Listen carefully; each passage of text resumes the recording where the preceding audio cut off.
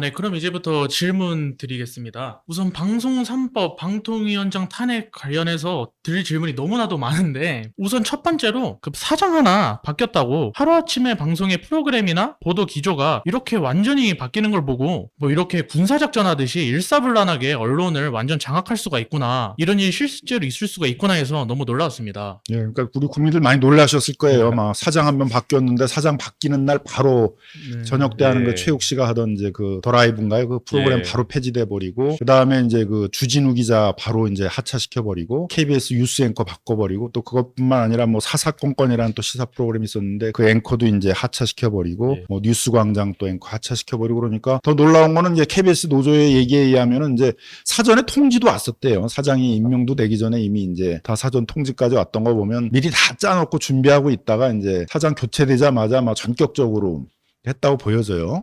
왜 그렇게 급하게 하려고 그랬을까를 이제 생각을 해보면 아마 이제 선거가 있으니까 다음에 이제 4월 10일 날 총선이 있으니까 그 전에 이제 빨리 그 공영방송들을 장악해서 그 선거를 할 때 이제 자신들이 유리한 언론 지형을 만들어 보자 뭐 이런 기획들이 있었지 않았나 이렇게 좀 의심해 볼 것 같습니다. 그러면 이제 국민의 입장에서 KBS 사장 교체가 이렇게 순식간에 이루어진 과정에 대해서는 좀 알기 어려울 것 같아요. 한번 알기 쉽게 설명 부탁드리겠습니다. 법적으로 보게 되게 되면 KBS 사장을 누가 임명을 하게 돼 있냐면 KBS 이사회가 임명을 하게 돼 있습니다. 그럼 또 KBS 이사회는 또 누가 임명을 하냐? 그러면 그건 이제 방송통신위원회가 임명을 하게 돼 있습니다. 그럼 방송통신위원회는 또 누가 임명하냐 하면은 그건 이제 대통령이 임명을 하게 돼 있어요. 대통령이 이제 자기가 직접 2명을 할 수 있고 국회 추천을 받아서 이제 2명을 하는데 국회에 야당이 지금 많기 때문에 야당 추천 인사 2명, 여당 추천 인사 1명 이렇게 이제 구성이 됩니다. 그러니까 이제 작전이 시작되던 게 방송통신위원장을 바꾸는 것부터 시작이 됐어요. 2023년, 그러니까 작년 이제 5월 30일 날 한상혁 방송통신위원장을 이제 해임시켜 버려요.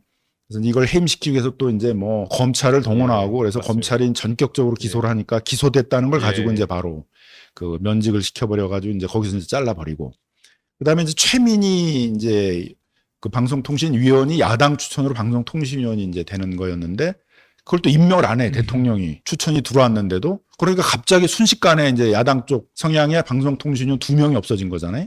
원래 이게 5명이 합의제로 돼 있는데 2명이 없어져서 이제 3명만 있는 상태가 됐는데 그러니까 이제 여당 쪽이 2명이 되고 그 야당 쪽에 이제 방송통신위원이 1명만 이제 김현 이제 의원 그 1명만 남게 된 이제 이런 상황이 된 요 상황 하에서 이제 전격 작전을 시작을 해서 7월 달에 일단 그 KBS 이사 1명을 이제 해임시키고 8월 달에 이제 KBS 이사회 이사장을 또 이제 해임시켜 버리죠. 그렇게 하면서 또 2명의 여당 측 인사들을 갖다가 KBS 이사로 이제 선임을 하고 그래서 이사회 구도를 또 바꿔내요. 그래서 여당 쪽 중심으로 바꿔내고 이제 거기서 또 바로 KBS 사장을 또 이제 해임시켜 버리고 그러면서 이제 그 공모 과정을 거쳐서 그 지금의 이제 KBS 사장을 이제 전격적으로 이제 임명을 하게 된 거죠. 그러니까 이제 순서대로 하면 위에 있는 그 방통위원장의 해임서부터 시작해가지고 그 다음에 이제 이사회에 있어서 이사장 해임, 뭐 이사 해임, 뭐 이런 걸 거쳐가지고 이제 사장 해임까지 요것들이 이제 몇 개월 사이에 아주 전격 작전을 하듯이 그냥 이렇게 시나리오에 의해서 촤 이렇게 되는 이제 이런 모습을 보여줬던 거죠. 네, 지금 의원님 말씀에서 아시다시피 방송통신위원회는 5명으로 구성이 돼 있고 그리고 합의제 행정기관입니다. 근데 이런 5명 합의로 운영되는 것이고 방송통신위원회가 5인 체제로 제대로 구성된 뒤에 업무를 수행해야 될 것 같은데요. 어떻게 그러면 대통령이 임명한 2명의 위원으로만 지금 방통위가 운영이 될 수 있는 건가요? 근데 이제 위원회자 붙는 행정기관들이 있어요. 뭐 우리 공정거래위원회, 그 다음에 금융위원회, 뭐 노동위원회, 방송통신위원회 이런 위원회자 붙는 데들이 있잖아요. 뭐 국민권익위원회 최근에 문제가 됐던 거기도 이제 위원회가 붙는데 이 위원회가 붙는 데를 이제 합의제 행정기관이라고 그러는데 여기는 이제 합의를 해야 돼요. 그러니까 사회적 갈등이나 이해 충돌들이 많은 그런 사안들은 그런 정치적, 사회적, 경제적 그런 합의를 해야 되니까 여기는 신속 효율을 강조하는 게 아니라 그런 갈등 조정, 어떤 프로세스 합의하는 과정 이런 게 중요한 거거든요. 요 방송을 둘러싼 여러 이해관계자들 그다음에 어떤 사회적 갈등, 정치적 갈등들을 잘 합의해내고 조정하는 것들이 이 합의제 행정기관의 정신인 거죠. 그러니까 5인이 아니라 5인의 과반수도 안 되는 2명이서 앉아가지고 그냥 온갖 결정들을 다 한다라는 건 이런 합의제 행정기관의 성격에 어긋나는 거죠. 거기다가 또 이 2사람이 하는 체제에서 굉장히 중요한 걸 많이 했어요. YTN 같은 경우를 이제 민영화 시켜버렸거든요. 엄청나게 큰 중요한 문제잖아요. 문제입니다. 그래서 이제 이런 중요한 결정들을 많이 했고 무려 74개의 안건들을 처리를 했어요. 그러니까 예. 그 짧은 6개월이라는 기간 동안에 2명이서 앉아가지고 예. 이제 어떻게 보면 그동안 우리나라 역사에 있었던 방통위의 중요한 결정만큼을 다 해버린 게 예. 되니까 그러면은 이제 이게 합의제 행정기관이라는 본질에 어긋나는 거 아니냐. 그래서 예. 다 위법한 결정이고 다 무효인 거 아니냐. 네. 이런 얘기가 나오는 거죠. 그 야당 측 그 방통위원들은 이제 다 배제시켜 놓고 임명도 하지 않고 자기들 쪽 사람들만 데리고서는 이제 2명만 그것도 이제 2명만 데리고서는 이제 다 그 전에 있었던 방통위가 했던 만큼의 이제 중요 결정들을 2인 체제에서 다 해버리니까 이거는 이제 너무 좀 무도한 거 아니냐. 방송통신위원회법에 이제 본질에 어긋나는 거 아니냐. 이제 그런 비판이 나오는 거예요. 그 방송통신위원회가 감독하는 방송통신심의위원회도 있을 것이고 또 그동안 총선이 한번 있었잖아요. 선거방송심의위원회가 특히 정부의 비판적인 프로그램에 대한 제재를 굉장히 남발하는 등 이 언론 탄압을 한다는 비난이 많이 받았는데요. 이에 대해서 좀 어떻게 생각하시는지 궁금합니다. 이제 방송통신위원회가 있고 그 방송통신위원회 어떻게 보면 이제 산하라고 볼 수 있죠. 그 임명 과정이나 해임 과정에 이제 방송통신위원회가 개입할 수 있는데 그게 방송통신심의위원회 심의 그래서 방심이라고 그러죠. 근데 거기는 이제 콘텐츠 방송 보도의 내용에 대해서 심의하고 그거에 대해서 제재하고 하는 그런 기관이거든요. 근데 특히 이제 국민들의 분노를 많이 샀던 게 이 방송통신심의위원회 선거방송심의위원회가 윤석열 정부를 비판만 하면 껄핏하면 제재를 하는 거예요. 그 제재 수위도 엄청나게 높은 이제 중징계로 다 하게 돼 있는데 네. 그러면은 어떤 문제가 있냐면 이제 징계를 받을 때마다 감점이 나오게 돼요. 근데 그 이제 감점이 많이 누적이 되게 되면 이제 나중에 재승인을 받을 때 승인을 못 받을 수가 있거든요. 뭐 설마 방송국을 재승인 안 해가지고 문 닫게 하겠냐 이렇게 이제 생각이 드는데 뭐 예를 들면은 그 방송통신심의위원회도 그 위원장이었던 이제 정현주 위원장을 또 해촉시켜버려요. 이 방송통신위원회가. 그러면서 이제 또 자기 쪽 사람이 이제 유일임이라는 사람을 이제 앉히는데 근데 이분은 이제 등장할 때부터 문제가 많았어요. 그래서 자기가 미리 이제 제재할 대상들을 염두에 두고 그걸 자기 친인척들한테 미리 민원을 이제 방심위에 제기하도록 한 다음에 그걸 이용해 가지고 신속하게 이제 그 제재할 대상들을 안건으로 올리고 제재를 하려는 것들이 드러나가지고 이제 방송 전문가들이나 이제 방송통신심의위원회 이제 직원들도 반발을 하고 이제 이랬던 이제 분인데 그래서 이제 이분들을 이제 중심으로 해가지고 특히 윤석열 정부의 비판적이었던 게 이제 MBC였어요. 네. 그러다 보니까 MBC에 대해서 유독 이제 많은 제재들이 이제 있었죠. 예를 들면 뭐 선거방송심의위원회에서 제재했던 내용들을 보면은 일기예보를 하는데 마침 1번이 나오는데 파란색이었대. 네. 그래서 이거 또 MBC가 이런 거 보니까 어떤 의도가 있었던 거 아니냐. 네. 예, 그래서 이제 기호 1번 파란색이 어떤 정당을 지지하라고 암시하려고 했던 거 아니냐. 이렇게 이제 제재를 하니까 와, 이런 거 갖고도 제재를 받게 되는구나. 이렇게 이제 되니까 자기 검열을 하게 되는 거죠. MBC에서 복면가왕이라고 유명한 프로그램 있잖아요. 그죠? 그게 마침 그 선거 기간에 임박해가지고 9주년이었대요. 그래서 9주년 행사를 하려고 그랬었는데 갑자기 또 보니까 9가 조국혁신당에 이제 기호예요. 그러니까 이걸 또 조국혁신당을 띄워주려고 니들 9주년 행사 이런 표현을 쓴 거 아니냐라고 혹시 이제 제재를 받을까봐 그 행사를 안 했다고 그래요. 네. 그러니까 언론의 자유를 탄압하게 되면 어떤 웃기는 일들이 벌어지는지 해프닝이 벌어지는지를 딱 보여주는 거잖아요. 그래서 방송통신심의위원회가 이제 한 30건에 그 짧은 그 선거 기간 동안에 30건이나 제재를 했는데 그 중에 무려 이제 17건 문화방송이었다는 거죠. MBC였다는 거예요. 그래서 MBC 같은 경우에는 그 유일임 방심위 위원장이 등장할 때 전까지 받은 총 감점 수가 5점에 불과했는데 유일임 그 위원장이 취임한 이후에 7개월 동안에 무려 108점의 감점을 받았다고 그래요. 그러니까 무려 20배 이상의 이제 감점을 받은 거죠. 근데 올해 2024년 이제 12월이 되면 MBC가 재승인 여부의 심사를 받아야 돼요.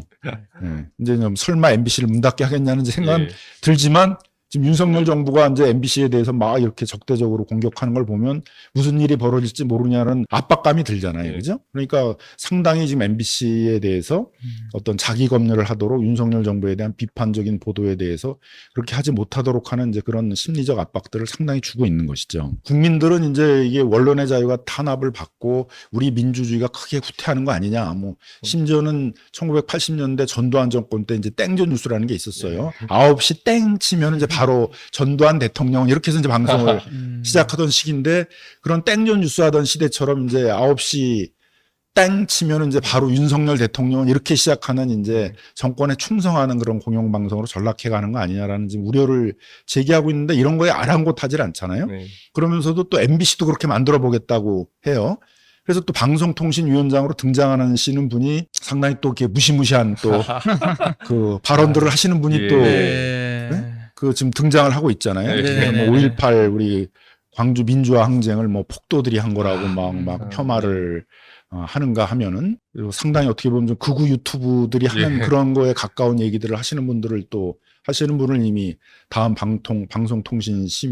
방송통신위원회 이제 예, 위원장으로 지금 내정을 해놓고 있는 예. 상태여서 국민들이 어떤 비판, 4.10 총선에서의 국민들의 여론 이런 건 아랑곳하지 않고 자기들이 의도한 대로 방송을 장악하겠다 이런 모습을 보이는 게 아니라 우려가 되는 것이죠. 예. 이렇게 이제 많은 방송통신심의위원회, 뭐 선거방송심의위원회에서 이제 제재를 했는데 그 방송 제재를 한 거에 대해서 우리 법원은 대부분 잘 인정을 안 해줬거든요. 네. 이렇게 이제 많은 제재가 없었기 때문에 이제 그런데 예전에도 뭐 이명박 정권 때, 박근혜 정부 때 한 서너 개의 이제 이렇게 제재가 있었습니다. 근데 그런 이제 제재에 대해서 우리 행정법원에 가서 그 제재 처분에 대한 이제 취소를 구하는 그런 소송들이 있었는데 그때마다 다 방송국 편을 들고 방송통신심의위원회의 그 제재 처분 다 위법하다 이렇게 판결이 났거든요. 심지어 또 그렇게 이제 제재 처분을 받았던 방송 중에는 이제 뭐 국제 엠네스티 언론상을 받은 프로그램들도 있었고 한국 PD 대상 뭐 이런 이제 방송을 잘했다. 용기 있게 했다라고 해서 상을 받은 것들도 있거든요. 그래서 우리 이제 법원이 뭐 이런 부분들에 대해서는 이제 어느 정도 또 제동을 아마 걸어줄 것이라고 저는 생각을 하는데 근데 그렇게 나중에 보게 되면 법원에 가면 대부분 다 패소할 것들이라는 걸 알면서도 무리하게 이렇게 많은 제재를 남발했던 걸 보면은 이제 뭐 상당히 이렇게 의도적으로 한 것이 아니냐 이제 이런 이제 생각이 드는 거죠. 네, 그리고 방송통신위원장 김홍일 씨에 대해서 말 안 할 수가 없을 것 같은데요. 검사 출신인 김홍일 위원장을 앉힌 이런 의도는 뭐라고 생각을 하시나요? 그럼 처음에는 이제 이동관 씨였잖아요. 이제 예. 이명박 정권 때 이제 그 뭐 히틀러 소리까지 들어가면서 막 그냥 그 공격적으로 방송 장악하는 활동들을 했던 사람이었는데 그 사람을 다시 또 올드보이를 그렇게 또 복귀시켜가지고 굳이 방송통신위원장에 앉힐 이유도 없는데 이제 그런 걸 또 강행하는 이제 모습이었다든가 그러다가 이제 또 탄핵 을 결국은 이제 국회에서 추진하게 되니까 바로 또 사임을 해버리고 그 다음 또 등장하시는 분은 또 대통령의 또 선배되는 검사를 또 예. 맞춰가지고 저분이 방송이라도 제대로 보고 모니터링이라도 해본 사람인가 좀 당연히 의문이 들 수밖에 없는데 전혀 방송에 문외 아닌 사람들을 앉혀놓고 그럼 어떻게 방송 정책을 하려고 그랬는가 또 봤더니 이제 결국은 2인 체제 하에서 그냥 무조건 밀어붙여 하려고 했던 것이라는 것들이 이제 그대로 보여지는 거잖아요. 그죠? 그러니까 다시 또 이제 국회에서는 탄핵을 할 수밖에 없었던 것이고 또 탄핵을 하려고 그랬더니 또 바로 또 사임을 해버려 가지고 또 새롭게 오시는 그 이진숙 씨라는 분도 보게 되면은 이제 뭐 또 이래저래 이 정부 하에서는 이제 윤석열 정부 하에서는 방송통신위원회가 이렇게 정상적으로 굴러가기 어렵겠구나. 그래서 이런 식의 방송통신위원회 구성을 그대로 놔두면 안 되겠고 방송통신위원회 구성도 바꾸고 또 방송통신위원회가 너무 강하게 정치적 영향력을 미치니까 공영방송의 이사회나 공영방송의 사장 추천 방식도 좀 바꿔야 되겠구나. 그래서 이제 방송 3법 개정 얘기가 나오는 것 같습니다. 결국 방송통신위원회가 정상적인 구성을 계속 미룬 채 지금 2인 체제로만 운영을 하고 있잖아요. 그래서 국회에서 결국 김홍일 방송통신위원장을 탄핵 소추하기로 했었잖아요. 이 탄핵 사유가 무엇인가요? 탄핵 사유가 이제 우리 앞에서 얘기했던 얘기가 이제 다 탄핵 사유가 된 예. 거죠. 이게 5인 합의제로 돼 있는데 그 2인만 가지고 그럼 이제 원래 그 합의제 정신에 맞는다면 일단 5인 합의제 구성을 기다려야 되잖아요. 근데 기다리지도 않고 무려 6개월 가까운 기간 동안을 2인 체제로 운영을 하면서 또 굉장히 사회적 영향이 큰 방송 정책에 큰 영향을 미칠 그런 결정들을 이제 강행해 왔다는 것들이 제일 큰 사유가 되는 것이고요. 두 번째로는 이제 방송통신심의위원회가 또 막 제재를 남발하면서 거의 역대 정권이 하에서 있어왔던 제재보다 훨씬 더 많은 제재들을 지금 방송사에 대해서 했단 말이에요. 그래서 이러한 이제 방송 탄압에 대해서 그냥 방치하고 있었다. 뭐 이제 그런 점들도 이제 탄핵 사유가 되고 있고요. 또 무엇보다도 이제 그 TBS 같은 거 이제 교통방송이잖아요. 서울시에서 하는. 네. 근데 교통방송에 대해서 운영 자금을 방송 사업자인 서울시가 하나도 안 주는 거예요. 맞아요. 전부 삭감해 버렸는데 그럼 이제 방송 문 닫으라는 것밖에 안 되잖아요. 예. 그럼 그 방송 사업자에 대해서 제재를 해야 되는데 방송 사업자인 서울시에 대해서 아무런 제재를 하지도 않았어요. 그것도 이제 방송통신위원회의 어떤 행정적인 책임 업무를 이제 방기하고 있는 거잖아요. 그래서 그것도 이제 탄핵 사유가 되고 있고, 그다음에 YTN을 어쨌든 민영화했던 거, 예. 이건 굉장히 중요한 결정인데 그런 부분들에 대해서도 법률 요건에 맞지 않는데 예. 했다 그래서 이제 다 탄핵 사유로 하고 있는 것입니다. 그러면은 이런 식으로까지 우리나라 민주주의가 망가지고 있는데 혹시 해외에서는 지금 우리나라의 언론이라던가 민주주의에 대해서는 어떻게 평가하고 있나요? 그래서 이제 해외에서 특히 이제 이 우리의 이 언론이 크게 후퇴하는 것에 대해서 이제 우려하는 목소들이 좀 많이 나오고 있습니다. 예를 들면 이제 스웨덴에서 이제 그 언론들을 평가하는 한 연구기관에 그 얘기하게 되게 되면은 이제 우리가 그 한 10위권대에 있었던 언론의 자유 지수가 크게 이제 내려가고 있거든요. 거의 이제 50몇 위까지 이제 내려가고 네. 있는데 그런 것들은 이제 아주 단적으로 해외에서 우리나라의 언론 자유가 크게 후퇴하고 있다라는 것들을 이제 보여주는 게 되겠죠. 그래서 뭐 거기에 언론 뭐 괴롭힘 지수 뭐 이런 것들도 있는데 이런 것들이 다 크게 후퇴하고 있고 그 우리나라의 언론의 자유 자체 크게 후퇴하고 있다라고 이제 평가를 하고 있어서 그거는 뭐 해외의 평가를 통해서도 객관적으로 드러나고 있는 것이라고 보여집니다. MBC는 KBS와 함께 장악하려다 실패했던 것이라고 볼 수 있는데요. 왜 실패했었는지 그리고 앞으로 어떻게 MBC나 EBS 등의 공영방송을 장악하려고 하고 있는 건지 궁금합니다. KBS를 이제 장악하려고 KBS의 이사장, 이사들을 이제 그 해임했던 그 시기, 그러니까 2023년 7, 8월 시기에 MBC에 대해서도 똑같은 공격을 했어요. 네. 그래서 그때는 이제 이사장과 이사 한 명을 한꺼번에 동시에 해임하는 처분을 했는데 다행히 그 문제에 대해서는 우리 법원이 이제 MBC 이사장과 이사를 해임하는 처분은 이제 위법하다고 그래서 이제 일단 집행정지 결정을 내렸거든요. 그래서 그 이사장과 이사의 그 지위가 그대로 유지가 되니까 그 MBC 이사회인 방송문화진흥회의 구성을 못 바꾼 거죠. 그러다 보니까 사장을 교체할 수가 없었던 거죠. 아마 네. 그때 바꿨으면 또 아마 MBC 사장 바로 해임시키고 예, 맞습니다. 자기들이 또 원하는 사장을 앉힌 다음에 네. 또 똑같이 이제 그 프로그램 바꾸고 이런 걸 아마 시도했었을 것 같은데 이제 그러는 사이에 이제 MBC 사장을 못 바꾸니까 이제 MBC는 계속 그 기조가 유조가 돼서 뭐 윤석열 정부에 대한 비판도 하고 선거 기간에 있어도 그런 뭐 김건희 여사 이제 무슨 디올백 사건 뭐 그 금품수 도이치 모터스에 있어서 주가 조작 사건 뭐 이런 부분들에 대해서 이제 계속 방송을 하게 되니까 방송심의위원회가 이제 계속 제재를 그렇게 막 남발하는 이제 그런 게 됐던 거잖아요.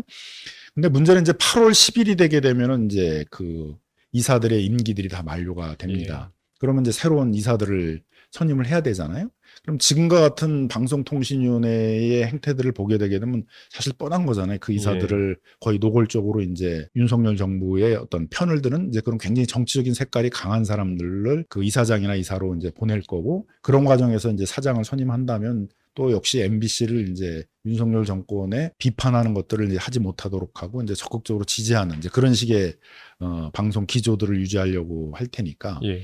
그래서 그걸 막기 위해서는 지금의 이사회, 공영방송의 이사회 체제, 공영방송의 사장을 선임하는 체제로 하지 말고 그 서구 유럽이나 일본에서 하고 있는 것처럼 이제 그 이사회의 구성을 좀 더 넓히고 다양화시키고 그다음에 그 사장도 위에서부터 이렇게 임명하듯이 내려오는 것이 아니라 그 국민 추천위원회 같은 걸 만들어서 그 추천위원회에서 밑에서부터 이렇게 추천하는 방식으로 바꾸는 방송법 개정을 하고 그 바뀐 방송법에 의해서 그 이사회 구성과 그 사장 추천을 하자 이런 게 이제 지금 국회에 있는 이제 그 국민의힘을 뺀 이제 다른 이제 정당들의 이제 공통된 의견인 거죠. 이사의 수를 지금 9명에서 이제 11명으로 돼 있는데 이걸 이제 21명으로 늘리고 그래서 구성도 좀 더 다양화하기 위해서 방송 학회 같은 데서도 추천을 하도록 하고 시청자위원회도 추천을 하도록 하고 뭐 이런 식으로 해서 이제 이사회 구성을 다양화하고 또 숫자가 많아지면 아무래도 이제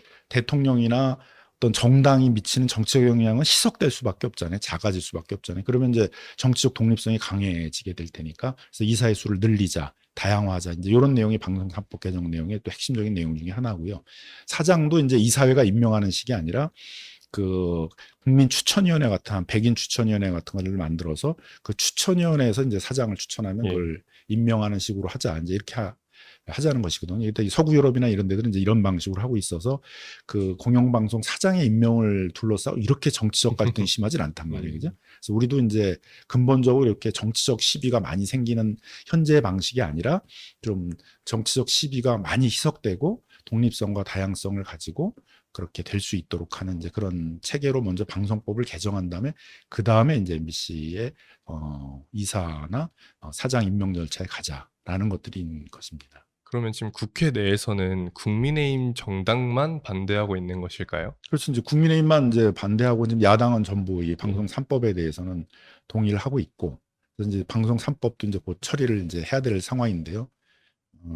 아마 이제 뭐 한 7, 8월 뭐 이렇게 가면서 방송 3법도 곧 국회 본회의에서 처리하는 이제 과정을 거쳐야 될 텐데 뭐 지난주에 이제 국민의힘이 보여줬던 태도를 보면은 이제 또 상당히 난항이 이제 예상이 됩니다. 예. 그래서 오늘 방송한 내용들을 잘 이제 이해하고 계시면 그때 또 우리 국회에서 또 이제 난항을 겪고 있을 때 왜 난항을 겪고 있는지를 아마 우리 시청하시는 우리 당원이나 지지자분들이 이제 잘 이해하게 되실 수 있지 않을까 이렇게 또. 그러면 흔히 언론은 입법부, 사법부, 행정부 3부에 더해 4부라고 하면서 민주주의 발전에 중요한 기능을 한다고 하는데요.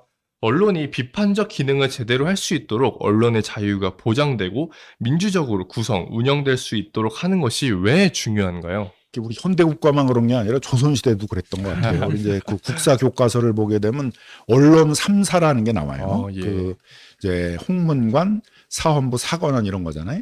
이제 다 무슨 역할을 했었냐 하면 이제 왕과 신하들을 비판하는 역할을 하는 거예요.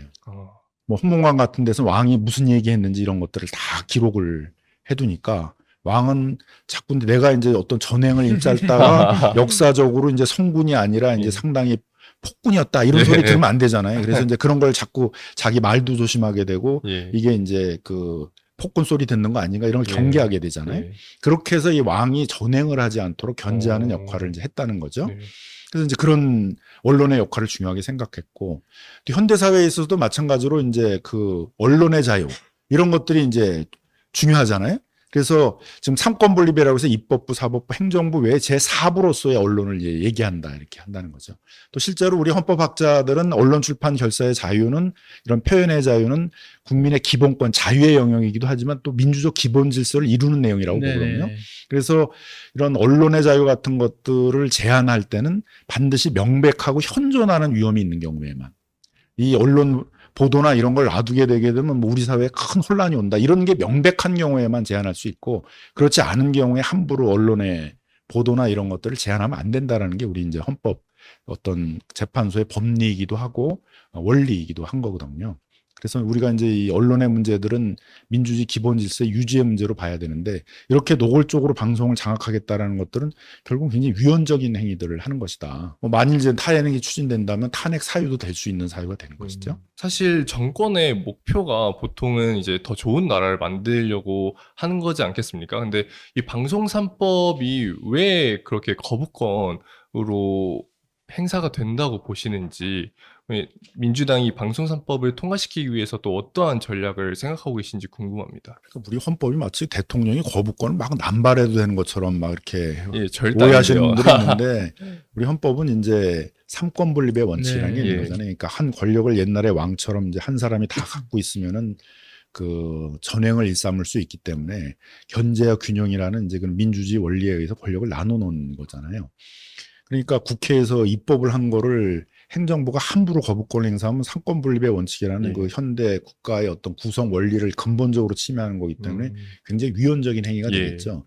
그래서 거부권을 아주 예외적인 상황 하에서 그 사유가 명확할 때 하는 거예요. 근데 이미 이제 윤석열 대통령이 이제 그 상당히 많은 거부권을 이제 행사를 해서 그 상당히 위헌적인 그것도 이제 활동이다 이렇게 볼 수가 있는 것인데 또 이 사람도 이제 우리 윤석열 대통령도 이제 이렇게 법조인 출신인데 헌법의 원리를 잘 이해를 못하고 이렇게 거부권을 막 남발할까 뭐 저는 그렇게 이제 믿고 싶지는 않은데 또 국민 여론이 있을 거 아니에요?